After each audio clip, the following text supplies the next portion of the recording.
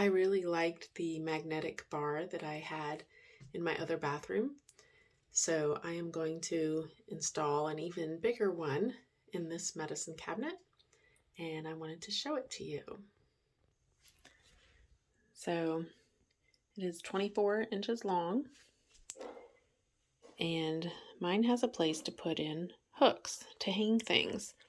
These have to be attached before you screw it on to the wall. So let me try to show you what that looks like. These hooks are optional, so you can install as many or as few as you like, but you've got to slip them up in this little opening before you attach it to the wall. And then if you want to hang something on it, it's pretty handy. Mine has 6 of them, so I'll probably use maybe 4 of them. I already have my center and other 2 holes marked, so I'm going to drill these and get this up and show you.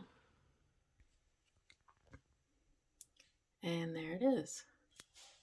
I decided to go ahead and put all 6 hooks on. And of course I don't have to use them if I don't want to.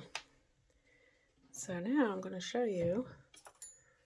I did not mount my bar flush to the top of my shelf. I left about 1 inch because I wanted things to be able to go above that if I wanted it to. So now I can put so many things up here: barrettes, fingernail clippers, tweezers, safety pins, bobby pins, and I can hang things on the hook if I want. I just love this magnetic bar in my medicine cabinet, so it will help me get a lot more organized.